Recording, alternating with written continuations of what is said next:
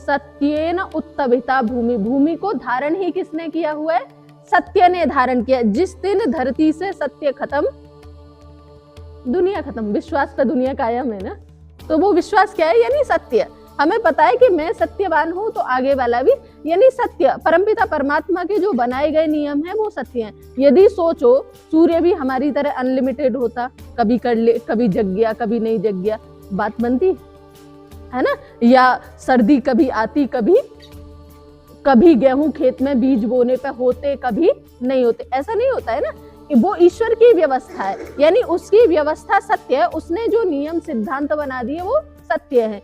तो फिर हमने प्रार्थना की कि आप अमृत है, अमृत स्वरूप है, और आप अमृत स्वरूप होकर के क्या करो? मेरी सुरक्षा कर रहे हो। तो मैं भी क्या करूं? सत्य में अपने जीवन को बनाऊं। और जब हमारा जीवन सत्य में होता है तो क्या है? श्री ही शयताम, श्री, यश, प्रसिद्धि, धन, संपत्ति, ये क्या करती है?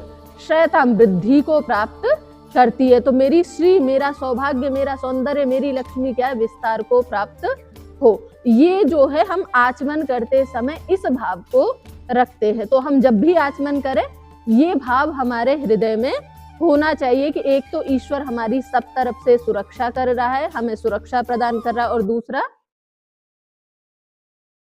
हमें उस ईश्वर के आश्रय में, जैसे ईश्वर अमर है, सनातन है, वैसे क्योंकि आत्मा भी सत्य, सनातन, शाश्वत है। जैसे ईश्वर अनादि है वैसे ही आत्मा भी अनादि है। जैसे ईश्वर चेतन है वैसे आत्मा भी चेतन है। तो हमारे सबके अंदर आत्मा है। तो ये आत्मा जो है अपने उस शाश्वत सत्य सनातन जो केंद्र है उसके साथ में मिली रहे, और उस शाश्वत सुख जो इसके पास में नहीं है, आनंद, ईश्वर के पास में आनंद, आत्मा के पास में आनंद नहीं है। बोलते हैं ना ईश्वर को सच्चिदानंद। तो उस सच्चिद आनंद के साथ में जुड़ी रहे, इस भाव के साथ में हम आचमन करेंगे। और आचमन करते समय लेने का तरीका पता चल गया।